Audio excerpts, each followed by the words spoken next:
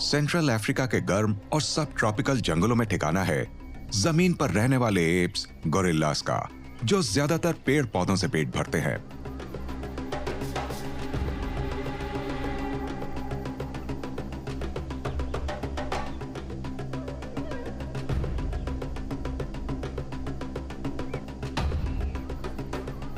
Gorillas दुनिया के सबसे बड़े प्राइमेट्स हैं। ये अभी मौजूद हमारे सबसे नजदीकी रिश्तेदारों में से एक हैं।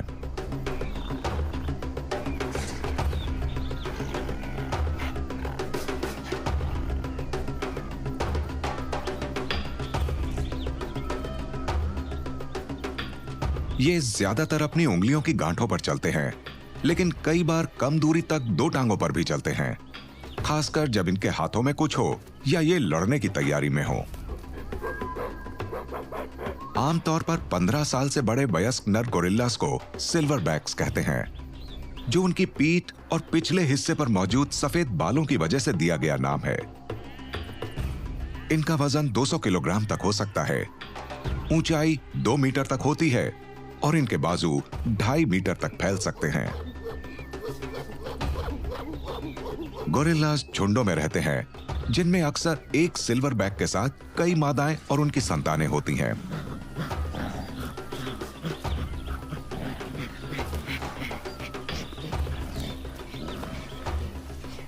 गोरिल्लास की टांगों के मुकाबले उनके बाजुओं के मसल्स ज्यादा ताकतवर होते हैं, जो वक्त पड़ने पर खतरनाक हथियार का काम कर सकते हैं। इसकी सबसे बड़ी वजह यह है कि ये पेट भरने के लिए पत्ते हासिल करने के लिए टहनियों को झुकाने और तोड़ने में बाजुओं का ज्यादा इस्तेमाल करते हैं। इनके इलाके काफी बड़े और विविधता वाले होते हैं, इसलिए खाना हासिल करने के लिए मुकाबला बहुत कम होता है। गोरिल्ला शायद ही कभी पानी पीते हैं और आमतौर पर पेड़ पौधों की हरियाली और सुबह की ओस से सारा तरल हासिल करते हैं। कई बार झुंड में छोटे नर भी होते हैं, जिन्हें ब्लैकबैक्स कहते हैं, और उनकी पीठ पर सफेद बाल नहीं होते। वो सिल्वरबैक के अधीन रहते हैं। मादाओं और सिल्वरबैक के बीच का रिश्ता पूरे झुंड का डायनामिक तय करता है, लेकिन इसका यह मतलब नहीं कि इनके बीच कभी झगड़ा नहीं होता, लेकिन इनमें शायद ही कभी कोई जख्मी होता है।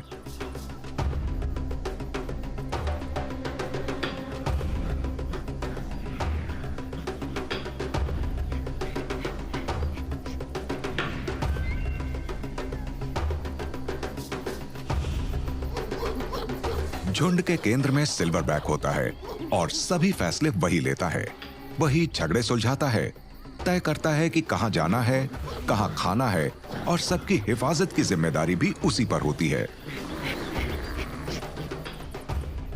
झुंड पर किसी शिकारी जीव का हमला होने पर सिल्वरबैक सबकी हिफाजत के लिए खुद उसका सामना करता है, चाहे उसमें उसकी जान ही क्यों न चली जाए।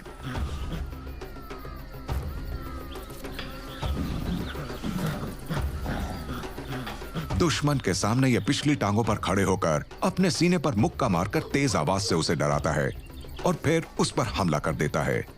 इससे उसके झुंड को सुरक्षित जगह पर भागने का मौका मिल जाता है। सिल्वरबैक गोरिल्लास बहुत शक्तिशाली होते हैं, किसी भी इंसान से 5 से 6 गुना ताकतवर। उनके छोटे और भारी भरकम शरीर में चौड़ा और गठीला सीना, मजबूत कंधे और बहुत लंबे बाजू होते हैं। उन्हें सीने, कंधों और बाजू के ऊपरी हिस्सों में मौजूद कमाल के बड़े मसल्स के साथ अपनी सेंटर ऑफ ग्रेविटी नीचे होने से भी ताकत मिलती है। गोरिल्ला के 2 झुंडों में लड़ाई होने या झुंड का प्रमुख नर बनने के लिए किसी सिल्वरबैक द्वारा दूसरे को चुनौती दिए जाने पर इनमें लड़ाई होती है, जिसमें कभी कभार मौत भी हो जाती है।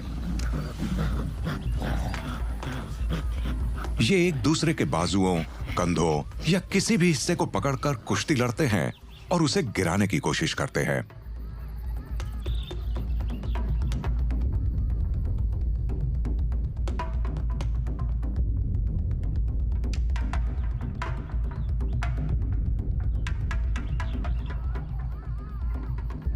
अगर हारने वाला खुशकिस्मत हुआ तो भाग निकलता है, नहीं तो उसकी मौत हो जाएगी।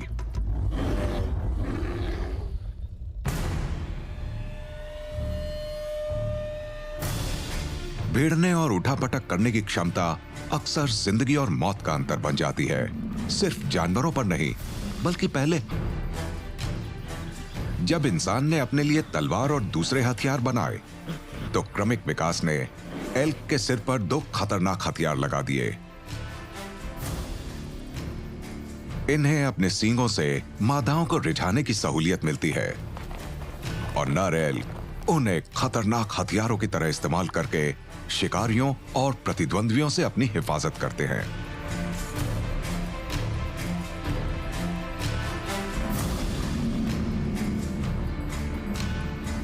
इंसान की खोपड़ी उसके शरीर में सबसे मजबूत हड्डियों में से एक है, लेकिन वो ताकतवर बाइसन की खोपड़ी के मुकाबले कुछ भी नहीं है।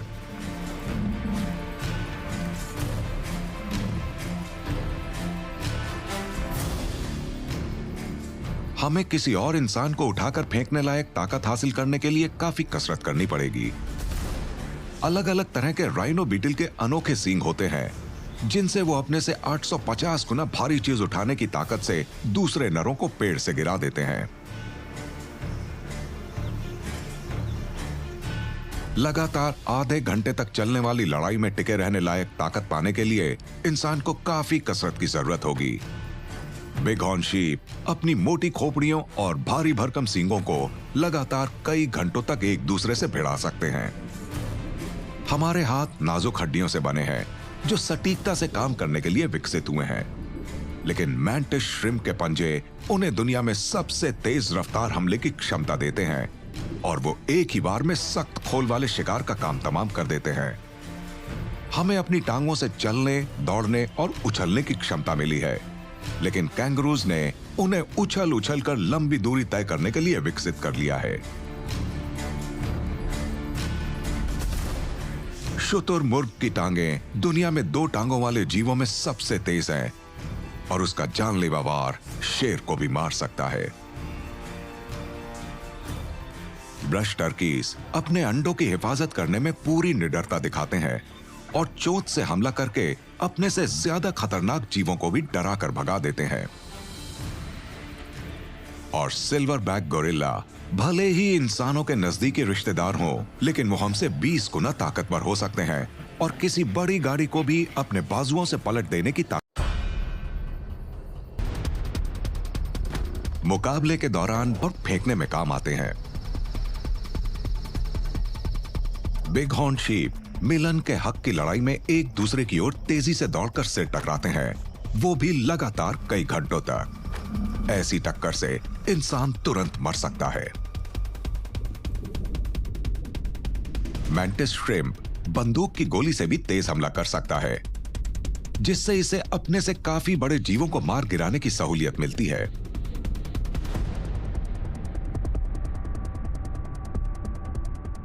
कई आकार प्रकार में पाए जाने वाले कैंगरू अपनी गठीली टांगों और पूंछ की वजह से ज्यादातर शिकारियों से बचा रहता है। उनकी मदद से ये तेजी से भाग तो सकता ही है, खतरे में पड़ने पर खतरनाक वार भी कर सकता है। शुतुरमुर्ग खुद कभी झगड़ा मोल नहीं लेते, लेकिन बड़े बड़े नाखूनों से लैस अपनी लंबी टांगों से ये ज्यादातर दुश्मनों से तेज भाग सकते हैं और गिर जाने पर उसका पेट भी फाड़ सकते हैं। बुश टर्कीज हर तरह के जानवर का निडरता से सामना करते हैं। सिल्वर बैक गोरिल्ला 20 बड़े इंसानों जितनी अपनी ताकत से लड़ भिड़ कर आक्रामक तरीके से अपने झुंड को शिकारियों और दूसरे एप्स से बचाते हैं। दुनिया के सभी महाद्वीपों में जानवरों के लड़ने भिड़ने की खासियत उनके लिए कुदरत में जिंदगी और मौत का अंतर साबित हो सकती है।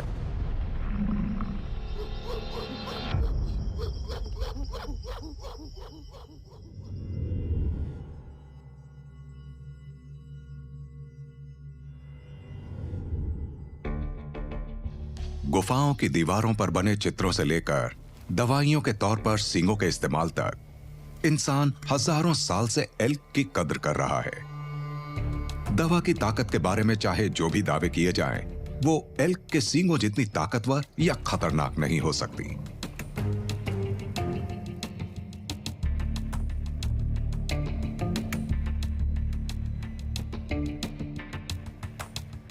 एल्क या वापिटी नॉर्थ अमेरिका और पूर्वी एशिया में पाए जाने वाले जानवर हैं, जहां ये रेड डियर की सबसे बड़ी उपप्रजाति है। अलग अलग तरह के इलाकों में रहने के लिए ढले एल्क खुले मैदानों और जंगलों की लंबी सर्दी झेल सकते हैं। नर एल्क को अंग्रेजी में स्टैक्स कहते हैं, जबकि मादा को हाइंड कहा जाता है। मादा का वजन 300 किलो तक हो सकता है। कंधों तक एल्क की ऊंचाई लगभग 1.5 मीटर और शरीर की लंबाई 2.7 मीटर तक हो सकती है। नर 10% ज्यादा बड़े होते हैं, जिनका वजन 500 किलोग्राम तक होता है। एल्क जंगल में और उसके आसपास के इलाकों में घास, पौधे, पत्ते और छाल खाते हुए पाए जाते हैं। अपने बड़े आकार के अलावा इनके बड़े सींग इनकी सबसे बड़ी खासियत हैं। इनमें सिर्फ नरों के सींग होते हैं। हड्डी से बने सींग बसंत में उगने लगते हैं और रोज 2.5 सेंटीमीटर तक बढ़ जाते हैं।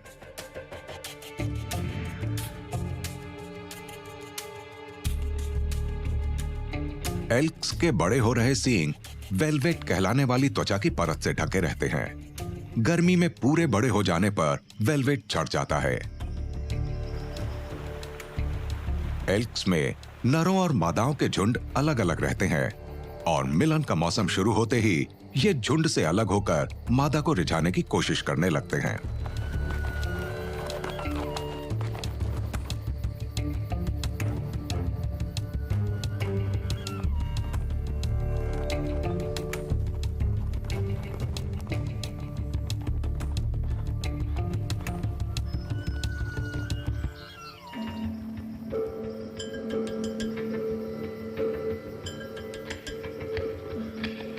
आवाज लगाकर, अगल बगल चलकर, आगे पीछे होकर और एक दूसरे के सींगों, शरीर के आकार और लड़ने की क्षमता को आंक कर चुनौती दी जाती है। अक्सर इसी समय छोटा या कम उम्र का नर पीछे हट जाता है, लेकिन अगर दोनों टिके रहे तो सींगों की भिड़ंत शुरू हो जाती है, जो गंभीर रूप से जख्मी करने वाली आजमाइश है।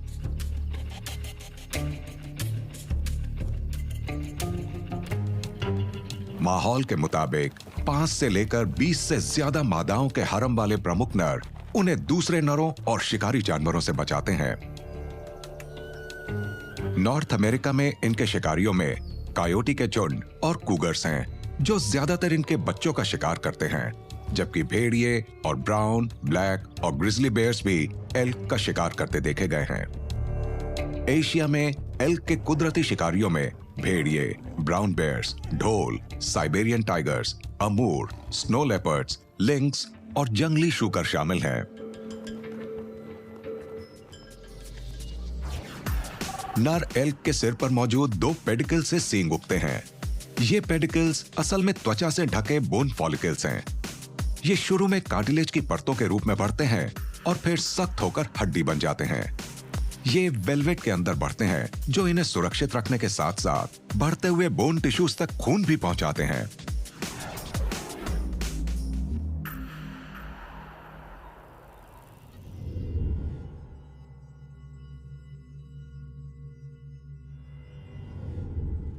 बाइसन को अक्सर गलती से भैंस समझ लिया जाता है।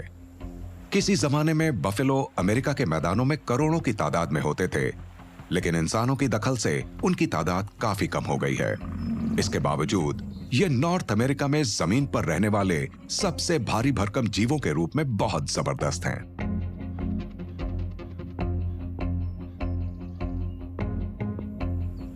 पूरे इतिहास में बाइसन की 6 प्रजातियां दर्ज हैं। उनमें से 4 अब विलुप्त हो चुकी हैं। बची हुई 2 प्रजातियां हैं नॉर्थ अमेरिकन बाइसन और यूरोपियन बाइसन। अमेरिकन बाइसन की तादाद सबसे ज्यादा है और ये नॉर्थ अमेरिका में पाए जाते हैं, जबकि यूरोपियन बाइसन को विलुप्त होने के बाद दोबारा कुदरती इलाकों में कामयाबी से बसाया गया है।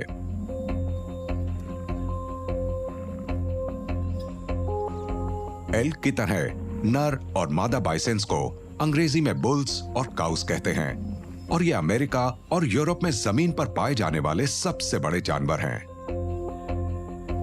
कंधों तक इनकी ऊंचाई लगभग 2 मीटर होती है और वजन 1 टन से ज्यादा हो सकता है।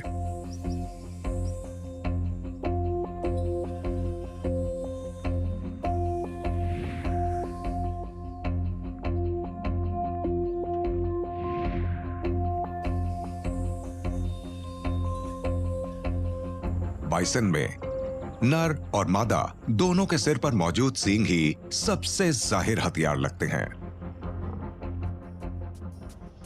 यूरोपियन बाइसन के सींग अपने अमेरिकी रिश्तेदारों के सींगों से अलग होते हैं। इससे उनके लड़ने के तरीके पर असर पड़ता है और वो सिर टकराने की बजाय सींगों को उलझाते हैं। दोनों तरह के बाइसन्स के सींग काले, छोटे, मुड़े हुए और पैने होते हैं। वो 60 से 70 सेंटीमीटर तक के हो सकते हैं।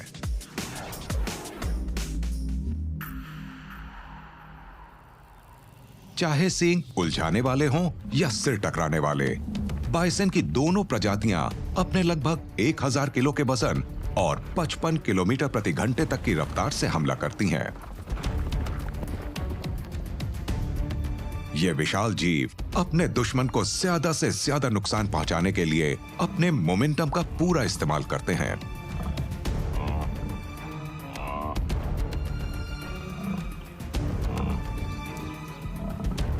नॉर्थ अमेरिका में बाइसन को बहुत खतरनाक माना जाता है और अगर कोई इंसान पास आ जाए तो ये उस पर हमला कर देते हैं। बाइसन को खूंखार जीव समझा जाता है जो किसी से नहीं डरता।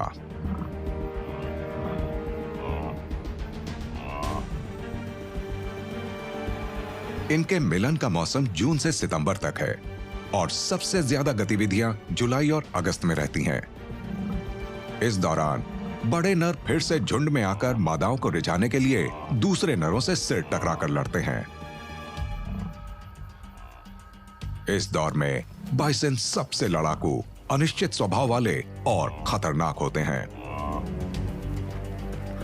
इनके बचने का आम तरीका यह है कि खतरे से दूर भाग जाओ, लेकिन जब ये खुद की हिफाजत करने या मिलन के हक के लिए लड़ते हैं तो अपनी जगह पर उछलकर इधर उधर मुड़ सकते हैं। इससे दुश्मन के शरीर में सींग घुसाने का मौका मिल जाता है। इसका इनाम काफी बड़ा है और दोनों में से एक की ही जीत होती है।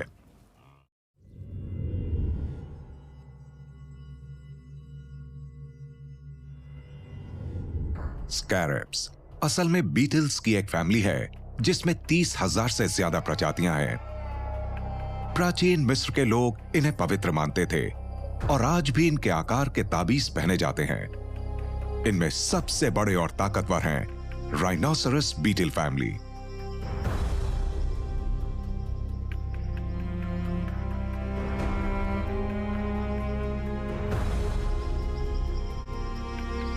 राइनोसरस बीटल एंटार्कटिका के अलावा हर महाद्वीप में पाए जाते हैं। ये शाकाहारी हैं और इनकी 300 से ज्यादा प्रजातियां हैं। ये अपने अनोखे और बड़े आकार के लिए मशहूर हैं और बोलचाल में इन्हें एलिफेंट बीटल, यूनिकॉर्न बीटल और हरक्यूलिस बीटल भी कहा जाता है।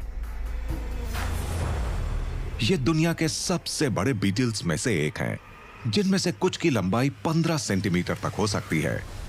अपने बड़े आकार और खतरनाक रूप के बावजूद ये नुकसानदेह नहीं है, क्योंकि इनमें काटने या डंक मारने की क्षमता नहीं होती। लेकिन कीड़े मकोड़ों की दुनिया में ये मामूली नहीं है। राइनो बीटल अपने से 850 गुना ज्यादा वजन उठा सकता है और आकार के अनुपात में ये दुनिया के सबसे ताकतवर जीव हैं। इनकी हर प्रजाति के सींग का अलग आकार है। हरक्यूलिस बीटल का एक अनोखा सींग होता है जो उसकी पीठ से आगे की ओर मुड़ा हुआ होता है और दूसरा सींग सिर पर होता है। कैलिपर बीटल के सींग पतले और आरीदार किनारों वाले होते हैं, जिन्हें यह उठाने और धक्का देने के लिए इस्तेमाल करता है। जापानीज राइनो बीटल के ऊपर की ओर मुड़े हुए सींग होते हैं, जिसके किनारे 2 हिस्सों में बटे होते हैं। यह इन्हें दुश्मन के नीचे घुसाकर उन्हें उठाकर पेड़ से नीचे फेंक देता है। ये खतरनाक लगने वाले हथियार शिकारी जीवों से बचाव या शिकार करने के लिए इस्तेमाल नहीं होते। ये तो खोदने, खाना ढूंढने और समय समय पर दूसरे नरों से लड़ने के लिए इस्तेमाल होते हैं।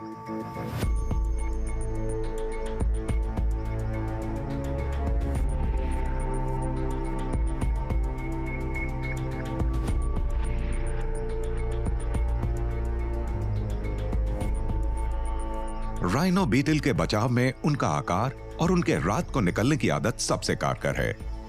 इससे ये दिन में शिकार करने वाले ज्यादातर शिकारी जीवों से बचे रहते हैं। दिन में ये लकड़ियों के नीचे या पेड़ पौधों में छिपे रहते हैं। बाकी सारे तरीके नाकाम होने पर राइनो बीटल अपने सींग से जमीन खोदकर छिप जाते हैं।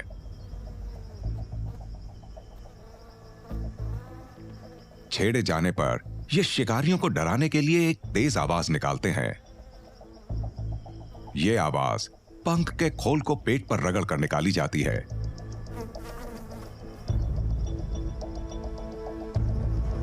राइनो बीटल्स बारिश के महीनों में मिलन करते हैं। मादाओं के सींग नहीं होते और वो फेरोमोन्स छोड़ती हैं, जिससे उत्तेजित होकर नर बहुत आक्रामक हो जाते हैं और अक्सर पेड़ों पर मौजूद खाने की जगहों पर दावेदारी करने लगते हैं। खाने की सबसे अच्छी जगहें मादाओं को आकर्षित करती हैं और वहां नरों की भरमार हो जाती है। एक से ज्यादा नरों के दावा करने पर लड़ाई छिड़ जाती है।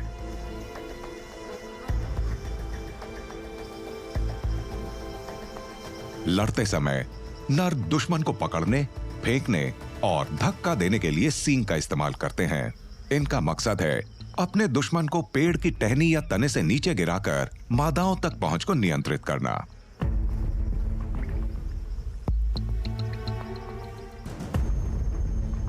वयस्क राइनो बीटल पर एक मोटा एक्सोस्केलेटन होता है जो बख्तर की तरह काम करता है। उसके नीचे मोटे पंखों की एक जोड़ी और उसके भी नीचे नाजुक पंख होते हैं। इससे बीटल्स उड़ सकते हैं, लेकिन अपने बड़े आकार की वजह से ये इसमें बहुत माहिर नहीं होते। राइनो बीटल्स बहुत जीवट वाले होते हैं। अलग अलग प्रजाति के हिसाब से ये कुछ महीनों से लेकर कुछ सालों तक जीवित रह सकते हैं। मादाएं लगभग 50 अंडे देती हैं, जिनसे कुश्ती लड़ने वाले इन जबरदस्त कीड़ों की अगली पीढ़ी जन्म लेती है।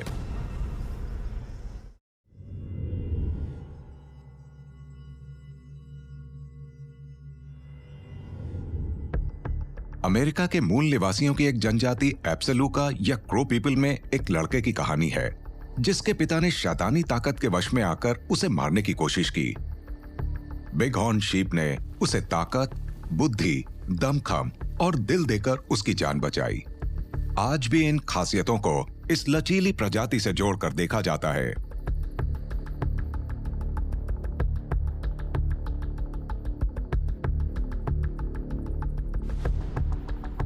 मूल रूप से नॉर्थ अमेरिका में पाए जाने वाले इन जानवरों की 3 उप प्रजातियां हैं: सिएरा नेवाडा, डेजर्ट और Rocky mountain big horn sheep. ये जानवर पूरी तरह शाकाहारी हैं और रैम कहलाने वाले नर बिग हॉर्न का वजन 135 किलोग्राम तक होता है। कंधे तक ऊंचाई लगभग 1 मीटर और लंबाई 2 मीटर तक होती है। मादाओं को यूज कहा जाता है और उनका आकार थोड़ा छोटा होता है।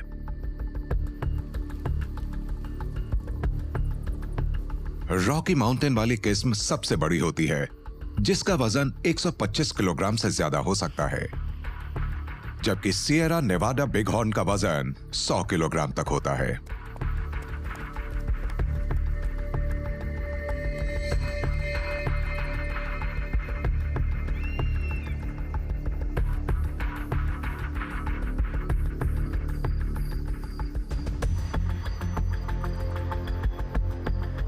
बिग हॉर्न्स का नाम उनके सिर पर मौजूद मुड़े हुए बड़े बड़े सींगों की वजह से पड़ा है। ये सींग 14 किलोग्राम तक के हो सकते हैं और सिर्फ नरों के सींग इतने बड़े होते हैं। मादाओं के सींग छोटे और कम मुड़े हुए होते हैं।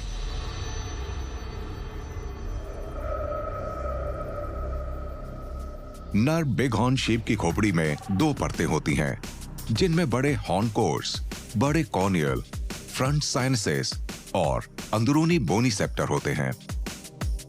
ये इस तरह ढले हुए हैं कि किसी भी तरह की टक्कर को बर्दाश्त करके दिमाग को सही सलामत रख सकते हैं।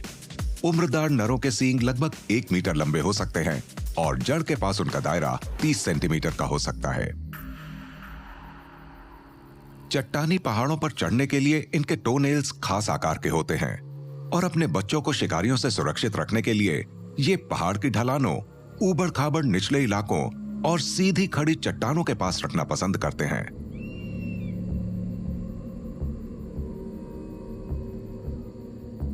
पूरे इलाके पर नजर रखने के लिए बिग हॉर्न शीप के झुंड के सदस्य अलग अलग दिशा में मुड़कर खड़े होते हैं।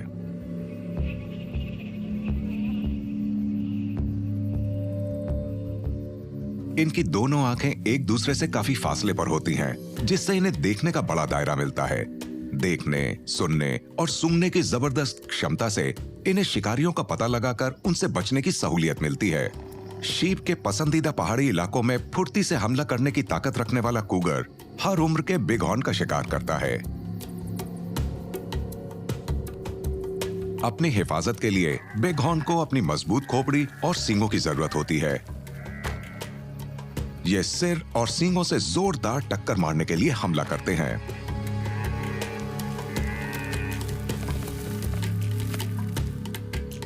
मिलन के मौसम से पहले नर अपने प्रतिद्वंद्वियों से मुकाबला करके अपना दबदबा कायम करने की कोशिश करते हैं।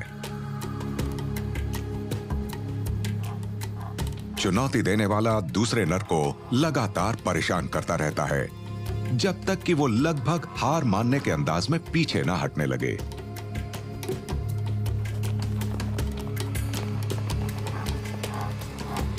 थोड़ा पीछे जाकर वो नर मुड़कर चुनौती देने वाले पर हमला करने के लिए दौड़ना शुरू करता है।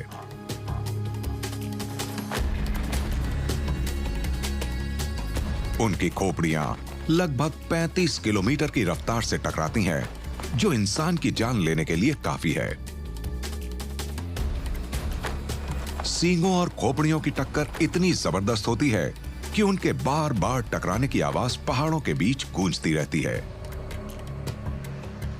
ये लड़ाइयां कई घंटों तक चल सकती हैं, जब तक कोई एक हार मानकर पीछे ना हट जाए। उनकी जबरदस्त खोपड़ी उन्हें गंभीर जख्मों से बचाती है और उनके सींग खतरनाक और कारगर हथियार हैं, लेकिन ये अब भी खतरे में पड़ी प्रजाति की लिस्ट में है और पहाड़ी इलाकों में अपना अस्तित्व बचाने के लिए जूझ रहे हैं।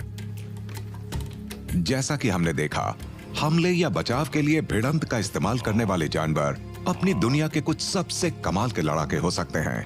पूरे बड़े नर एल्क के सींग किसी माहिर तलवारबाज जैसी सटीकता से हमला करते हैं। बाइसन की ताकत, रफ्तार और उनके सींग इतने जबरदस्त हैं कि उन्हें 2 महाद्वीपों में सबसे खतरनाक जानवरों में से एक माना जाता है। राइनो बीटल ने अपने प्रतिद्वंद्वियों को टहनियों पर से गिराने के लिए खास औजार विकसित कर लिए हैं। बिग हॉर्न शीप देखने, सुनने और सूंघने की जबरदस्त ताकत और मजबूती के साथ ऐसी खोपड़ी से लैस हैं जो इंसानों की जान लेने लायक टक्कर को झेल सकती है। ये कमाल के हथियार हैं जिन्होंने जानवरों को वजूद बनाए रखने में मदद की, लेकिन दूसरे जानवरों के भी हथियार इतने ही खतरनाक हैं।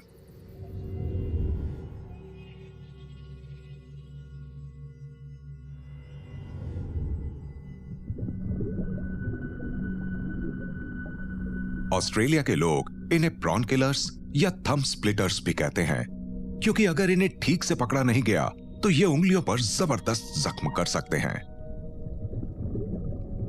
इनका सबसे मशहूर नाम है मैंटिस श्रिम्प और छोटे आकार के बावजूद ये एक खतरनाक हथियार से लैस हैं।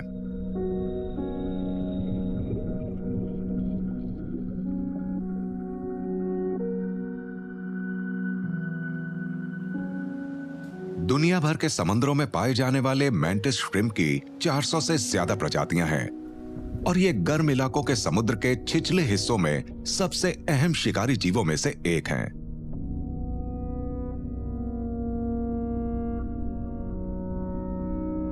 इनकी लंबाई 5 से 12 सेंटीमीटर तक होती है, लेकिन कुछ तो 35 सेंटीमीटर तक के भी देखे गए हैं। इनका रंग ब्राउन के कई तरह के शेड से लेकर काफी चमकीला भी हो सकता है।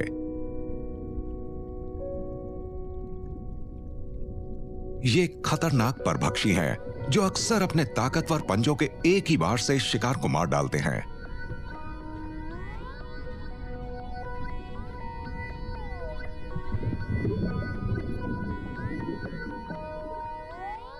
बहुत आक्रामक स्वभाव वाले मैंटिस श्रिम्प अकेले रहते हैं और खाना या नया ठिकाना ढूंढने के लिए ही बाहर निकलते हैं।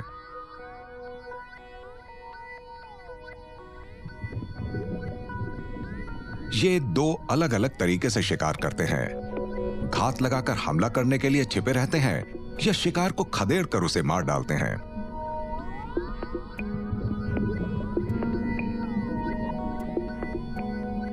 मारने के तरीके के हिसाब से मैंटिस श्रिम्प की दो किस्में हैं, कुचल कर मारने वाली और छेद कर मारने वाली। कुचल कर मारने वाली किस्मों ने अपने दुश्मन को मुक्का मारकर या कुचल कर खत्म करने के लिए गधे जैसा बाजू विकसित कर लिया है। छेद कर मारने वाले मैंटिस श्रिम्प के बाजू के छोर कांटेदार होते हैं, जिन्हें ये शिकार के जिस्म में चुभो देते हैं। ये दोनों किस्में अपने गधे और भाले जैसे पंजे से शिकार पर बहुत तेज रफ्तार से हमला करती हैं। इतना जबरदस्त हमला करते समय अपने बाजू को टूटने से बचाए रखने के लिए मैंटिस श्रिम्प ने झटके झेलने वाला एक खास कोर विकसित कर लिया है। इसकी मॉलिक्यूलर बनावट दूसरे जीवों से अलग होती है। इसे बूलीगन स्ट्रक्चर कहते हैं, जो श्रिम्प के शरीर की दरारों को बढ़ने और अलग होने से रोकता है। इसकी वजह से बार बार हमला करने पर भी इसका बाजू टूटता नहीं है। यह अपने बाजू से इतना तेज हमला करता है कि एक कैविटेशन बबल बन जाता है। इन बुलबुलों के फूटने से भी शिकार पर असर पड़ता है और गधे या भाले जैसे बाजू की चोट के साथ मिलकर यह दोहरा हमला करता है। अगर एक हमला चूक भी जाए तो बुलबुले के फूटने से अक्सर शिकार लाचार हो जाता है या मर जाता है।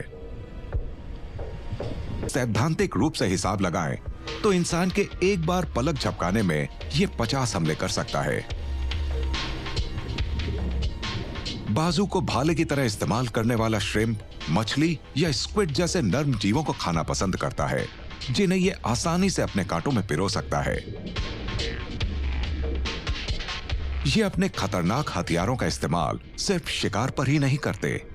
मैंटिस श्रिम्प अक्सर एक दूसरे से भी लड़ते रहते हैं। इन जीवों का हमला सबसे खतरनाक होने के साथ साथ इनकी आंखें भी बहुत तेज होती हैं। अपने कुदरती माहौल में ये 3 साल तक जी सकते हैं। मैंटिस श्रिम्प भले ही छोटे हों, लेकिन ये दुनिया के सबसे मजबूत जीवों में से एक है। लेकिन इन्हें सबसे ज्यादा खतरा समंदरों पर इंसानों के असर से है।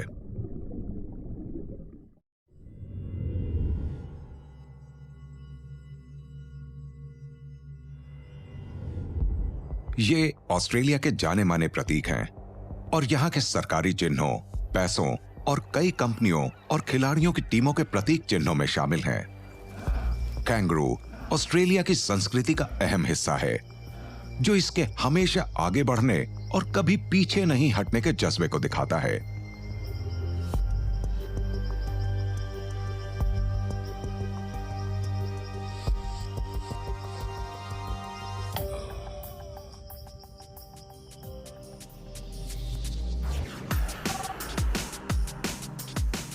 अपने बड़े बड़े पैरों और मजबूत पिछली टांगों की मदद से ये उछलते हुए चल सकते हैं और इनकी पूंछ इनका संतुलन बनाए रखती है। दूसरे मार्सुपियल्स की तरह इनकी मादा भी बच्चों को पाउच में पालती है।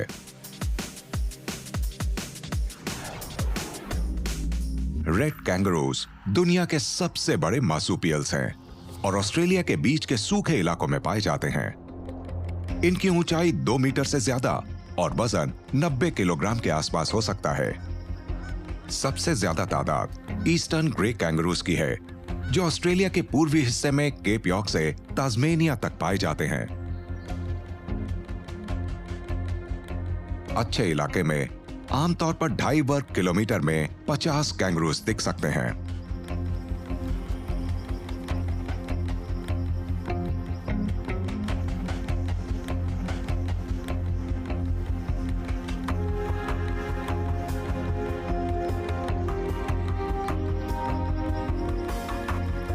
एंटिलोपाइन वॉलोरूस के नरों का रंग रेड कैंगरूस से मिलता जुलता है और ये उनके नजदीकी रिश्तेदार हैं।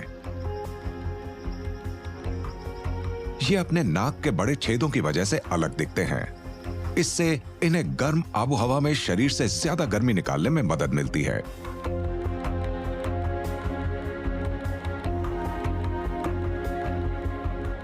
कैंगरूज दुनिया के बड़े जानवरों में अकेले हैं जो चलने के लिए उछलते हुए आगे बढ़ते हैं। रेड कैंगरूज की औसत रफ्तार 28 किलोमीटर प्रति घंटा तक होती है, लेकिन कम दूरी तक तो ये 68 किलोमीटर प्रति घंटा की रफ्तार पकड़ सकते हैं। ऑस्ट्रेलिया में जंगलों की जगह धीरे धीरे रेगिस्तान के फैलने से कैंगरूज ने कम एनर्जी खर्च करके लंबी दूरी तय करने का तरीका विकसित कर लिया। उछलते हुए चलना इस समस्या का तेज और किफायती तरीका है। ऑस्ट्रेलिया के उत्तर में डिंगोज और मगरमच्छों के अलावा कैंगरूज के बहुत कम कुदरती शिकारी हैं। बाहर से लाई गई लोमड़ियों जैसे जानवरों से कुछ खतरा हो सकता है। कैंगरूज की सभी प्रजातियां लड़ती हैं। इनकी लड़ाइयां छोटी या लंबी हो सकती हैं और अभ्यास का काम करती हैं। मुश्किल माहौल में लड़ाइयां अक्सर बहुत छोटी होती हैं।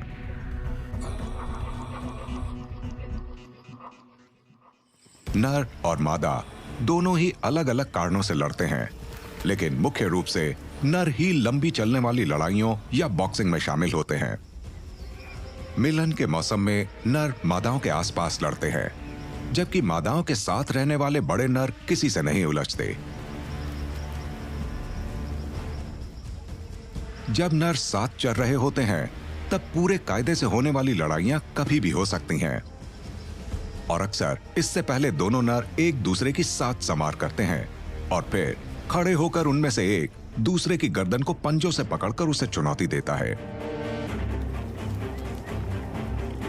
बड़े नर अक्सर छोटों की चुनौती को खारिज कर देते हैं, लेकिन लड़ाई छिड़ने पर ये सीधे खड़े होकर एक दूसरे के सिर, कंधों और सीने पर पंजे मारते हैं। बाजुओं से धक्का देकर दूसरों को गिराने की कोशिश करते हैं। इन पलों में कैंगरूज अपनी मजबूत पूंछ पर टिककर टांगों से एक दूसरे के पेट पर हमला कर सकते हैं। उनमें से किसी के पीछे हट जाने पर या हारने वाले को धक्का देकर गिरा दिए जाने पर विजेता तय हो जाता है।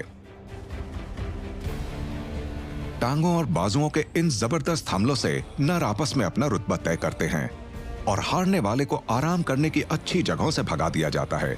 उसे पीछे हटना होगा और ये बाद में कभी विजेता पर अपने शानदार हथियारों को आजमाने की कोशिश कर सकता है।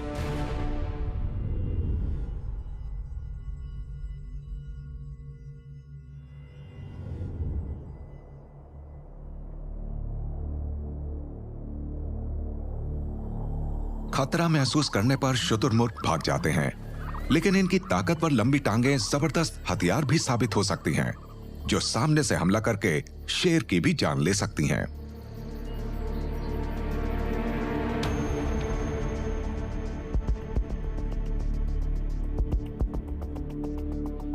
शुतुरमुर्ग दुनिया में अभी मौजूद परिंदों की सबसे बड़ी प्रजाति हैं। ये उड़ नहीं सकते और मूल रूप से अफ्रीका में पाए जाते हैं। जाड़े के महीनों में ये छोटे समूहों में या अकेले रहते हैं, लेकिन मिलन के मौसम में ये लगभग 100 परिंदों के खाना बदोश समूह में जमा हो सकते हैं, जिसकी अगुवाई एक मादा करती है और ये झुंड ज़ीब्रा और हिरन जैसे जानवरों के साथ चरता है।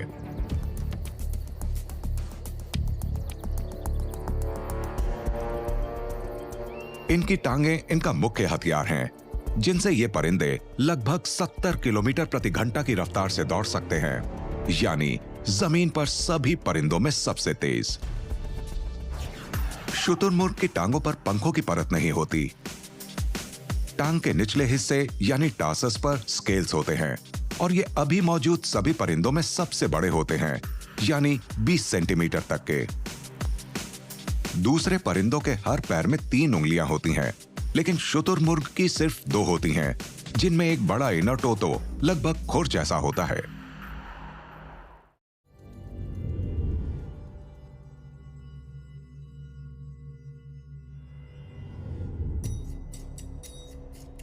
ऑस्ट्रेलिया के क्वींसलैंड और न्यू साउथ वेल्स राज्यों में झाड़ीदार जंगलों से लेकर शहर के बाहरी इलाकों तक पाए जाने वाले ब्रश टर्की को अक्सर परेशान करने वाला और लड़ाकू परिंदा माना जाता है।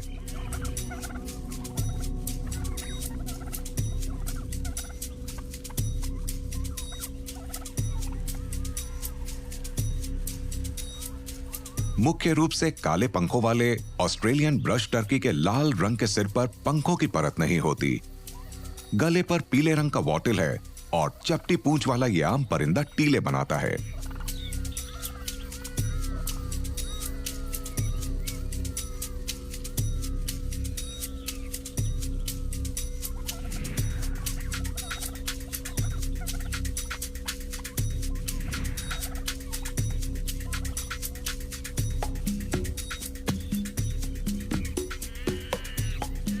मिलन के मौसम में नर का वॉटिल बड़ा हो जाता है और सिर का रंग भी चमकने लगता है।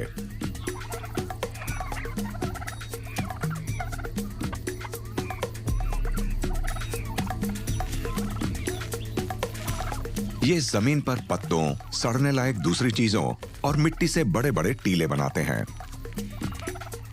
इन टीलों की ऊंचाई 2 मीटर तक और चौड़ाई 4 मीटर तक हो सकती है।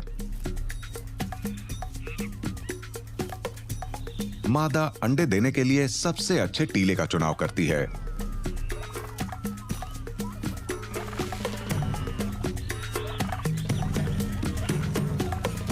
टीला बनाते समय ब्रश टर्कीज को कीड़े मकोड़े, बीज और गिरे हुए फलों जैसी खाने की चीजें भी मिल जाती हैं। खाना ढूंढने के लिए ये जमीन की ऊपरी परत को खोदते हैं, जिससे हवा मिट्टी के अंदर तक पहुंच जाती है और नई हरियाली के पनपने में सहूलियत होती है। खुद को डिंगोज, बिल्लियों या गुआनास जैसे शिकारियों से बचाने के लिए ब्रश टर्कीज झुंड में पेड़ों पर सोते हैं। लेकिन इसका यह मतलब नहीं कि ये हमेशा खतरों से बचकर रहते हैं।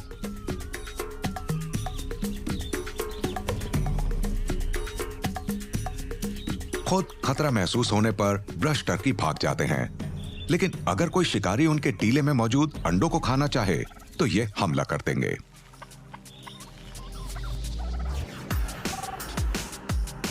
लड़ते समय इनके पास चोंच से लगातार हमला करने के अलावा कोई उपाय नहीं होता और ये इसी से दुश्मन को डराकर भगाने की कोशिश करते हैं। ब्रश टर्की के घोंसले पर नाकाम हमले में खदेड़े गए गुआनास की पूंछ पर जख्म के निशान देखे जा सकते हैं।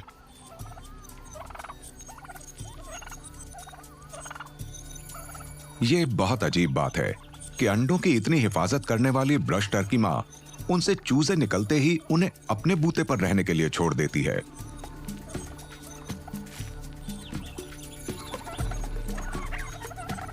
ब्रश टर्कीज बहुत ताकतवर परिंदे नहीं हैं और सिर्फ बड़ा खतरा होने पर ही अपना बचाव करते हैं।